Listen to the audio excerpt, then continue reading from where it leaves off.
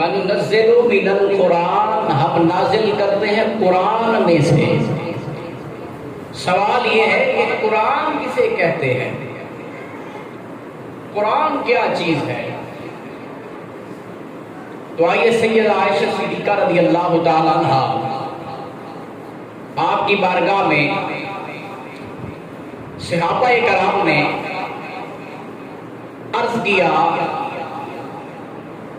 ام المومنین اما جان ہمیں حضور کے اخلاق بتائیں، حضور کے اخلاق کیا تھے، ان کے بارے میں ارشاد فرمائیں۔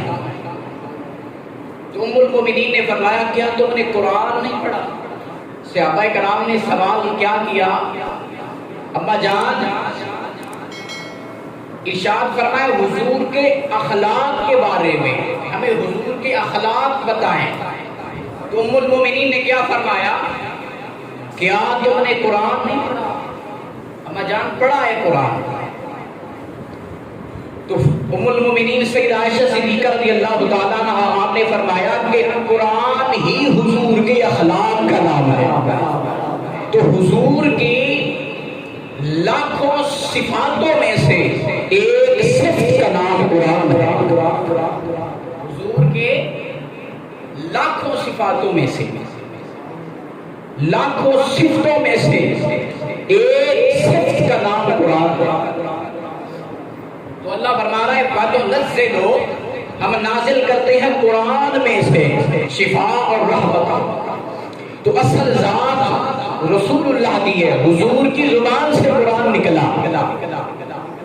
تو پتہ چل گیا حضور کے اندر سے جو نکلتا ہے، حضور کے اندر سے جو نکلتا ہے وہ یا شفا ہے یا رحمت ہے۔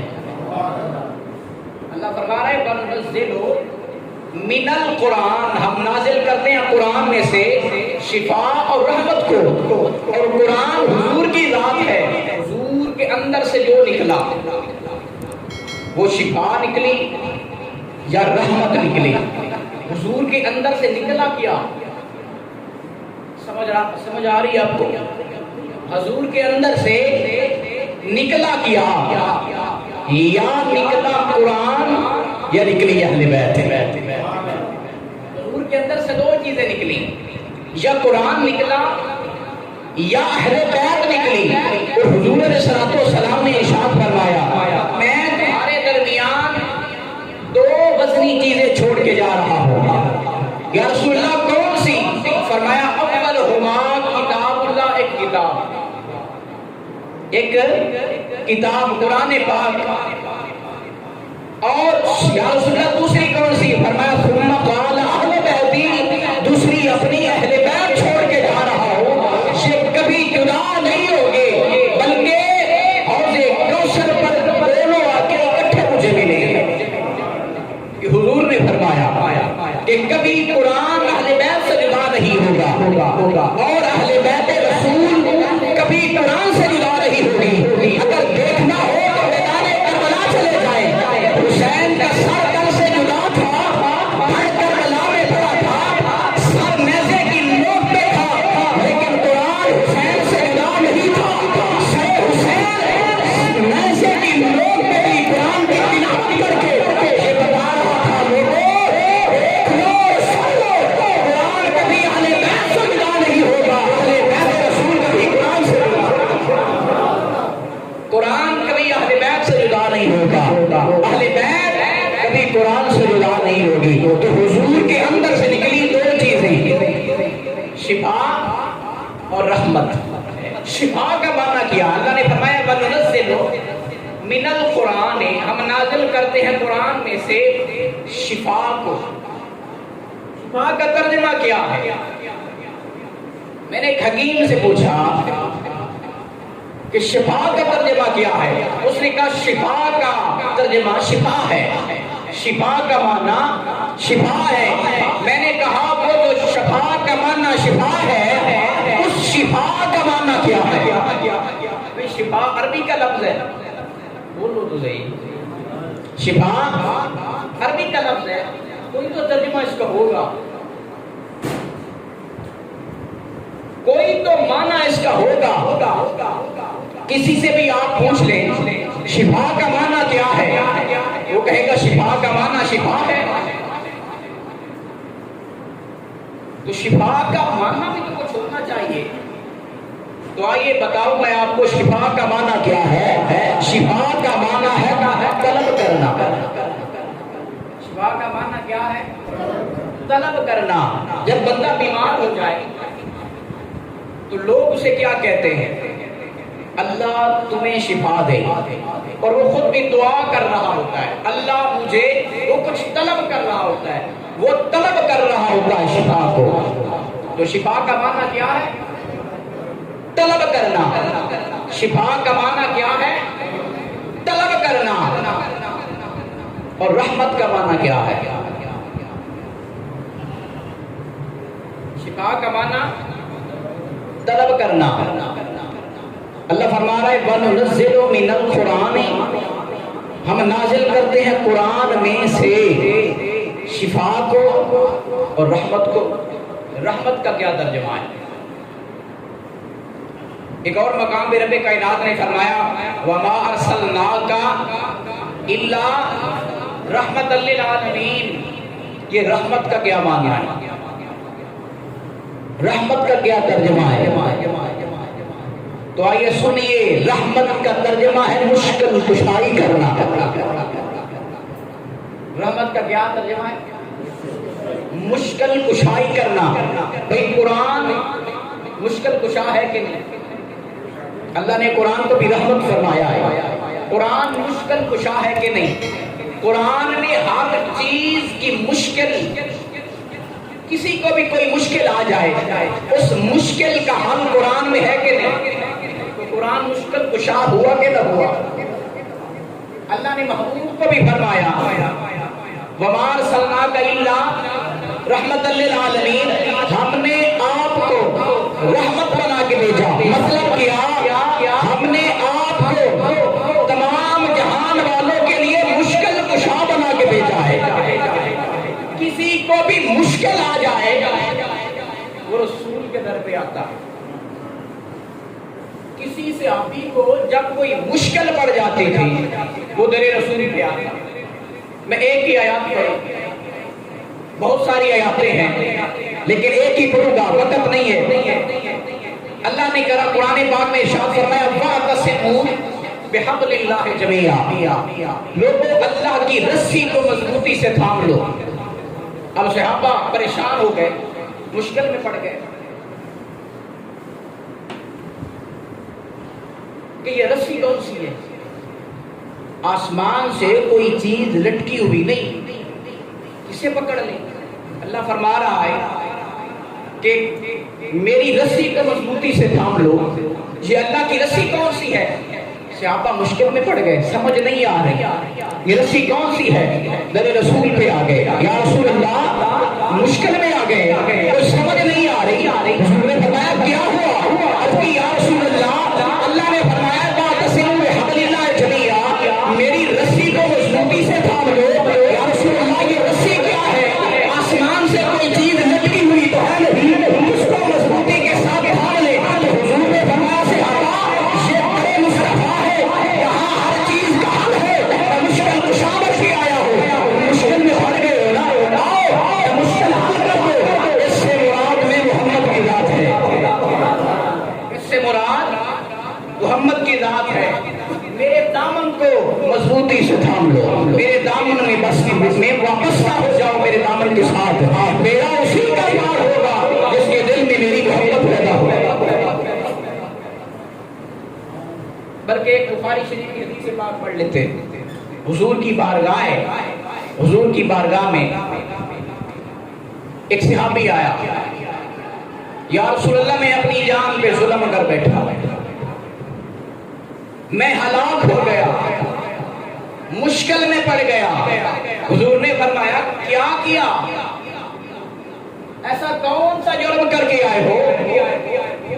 عرض کی یا رسول اللہ روزہ توڑ کے آیا ہوں، غلطی ہو گئی، بہت بڑا گناہ کر بیٹھا ہوں، روزہ توڑ بیٹھا ہوں یا رسول اللہ۔ حضور نے فرمایا اب 2 ماہ کے روزے رکھنے ہیں لگاتار، یہ کفارہ ہے۔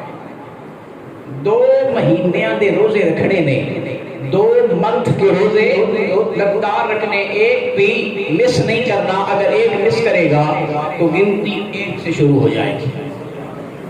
لگاتار رکھنے ہیں۔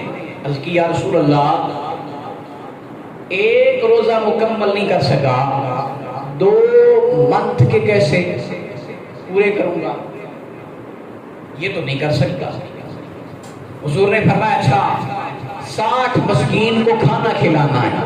یا رسول اللہ میں غریب ہوں، یہ نہیں کھلا سکتا۔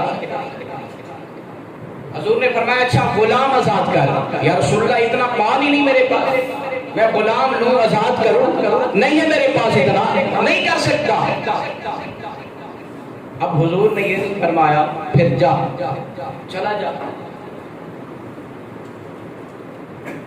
جو اسلام نے شرطیں بتائیں، کفارہ تھا اس کا، میں نے بتا دیا، یہ تو کر نہیں سکتا تو جا پھر، میں کچھ نہیں کر سکتا۔ نہیں، وہ تو مشکل حل کروانے کے لیے آیا ہے اور کسی عام در پہ نہیں آیا بلکہ در رسول پہ آیا ہے۔ یہاں سے بھی مشکل نہ حل ہوگی تو کہاں سے ہوگی؟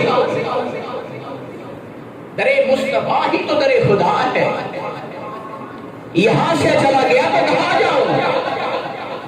یہ بھی نہیں کر سکتا۔ حضور نے یہ نہیں فرمایا جا پھر، حضور نے فرمایا بیٹھ جا، تو بیٹھ جا، بیٹھ جا۔ صحابی رسول بیٹھ گیا۔ اب دیکھ بیٹھا ہے اور حضور کا چہرہ دیکھ رہا ہے، کیسی بارگاہ میں آیا،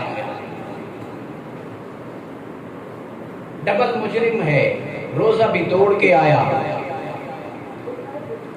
کفارے بھی قبول نہیں کر رہا، پھر بھی حضور نے فرمایا بیٹھ جا۔ یہ حضور کی محبت دیکھ کے نا حضور کے چہرے کی طرف دیکھ رہا ہے۔ سلطان العارفین نے ترجمہ کیا، سلطان العارفین رحمت اللہ تعالیٰ علیہ آپ نے ترجمہ کیا، فرمایا اے تن میرا چشمہ ہوئے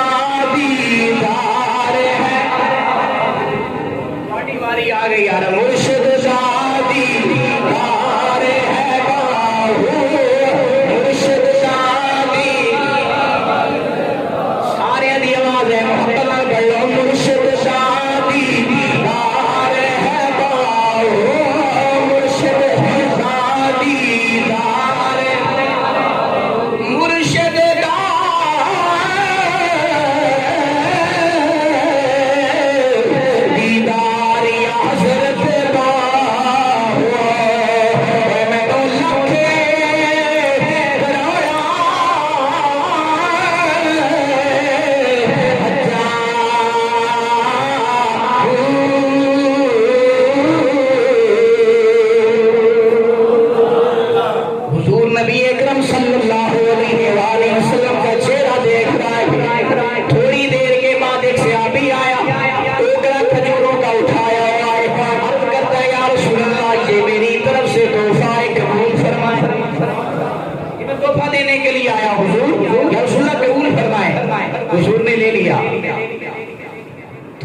کے بعد حضور نے فرمایا وہ کہاں ہے جو روزہ توڑ کے آیا تھا؟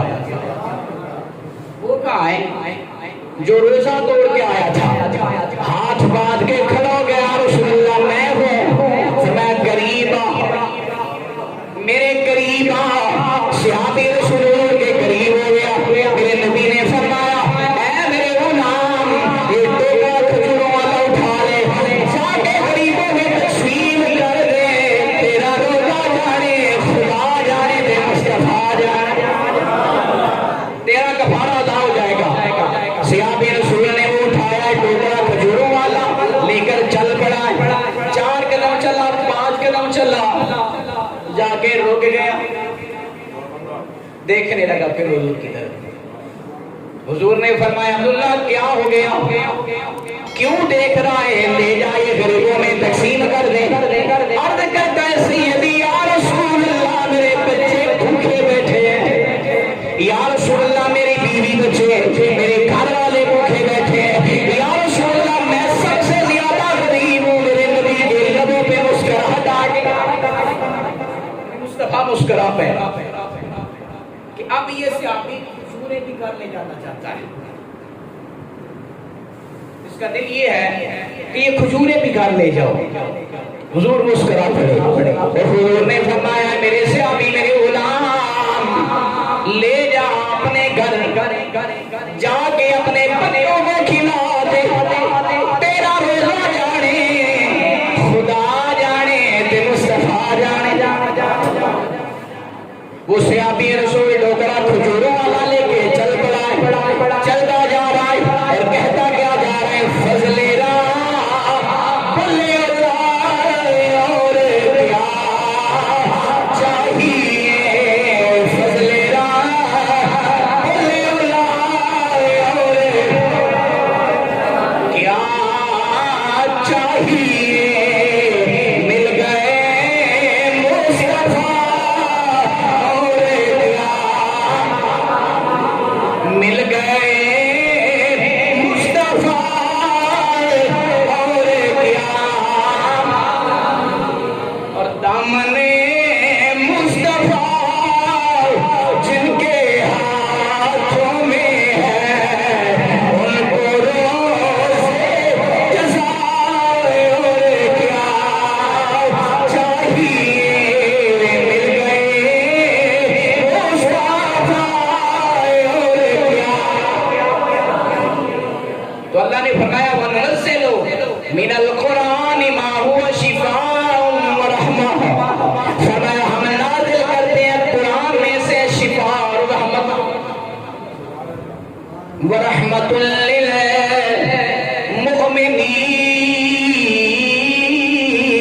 لِّلْمُؤْمِنِينَ۔ سارا کچھ چھوڑ رہا ہوں کیونکہ وقت ہو گیا، آخری لفظ ہے، یہ سارا کچھ ہم مومنوں کے لیے نازل کرتے ہیں۔ کن کے لیے؟ مومنوں کے لیے نازل کرتے ہیں۔ مومن کسے کہتے ہیں؟ مومن کسے کہتے ہیں؟ مومن کہتے ہیں حضور کے سچے غلام کو، حضور کے ساتھ سچی محبت کرنے والے کو کہتے ہیں مومن۔ اللہ کریم نے قرآن مجید میں ارشاد فرمایا صبغۃ اللہ ومن احسن من اللہ صبغۃ، فرمایا جن لوگوں پہ اللہ کا رنگ چڑھ چکا ہے، جنہوں نے اپنے اوپر اللہ کا رنگ چڑھا لیا ہے، یہ کیا ہی اچھا رنگ ہے جو اللہ کا رنگ ہے۔ اس رنگ سے بہتر کوئی رنگ ہے جو اللہ کا رنگ ہے؟ یہ رنگ کون سا رنگ ہے؟ یہ دین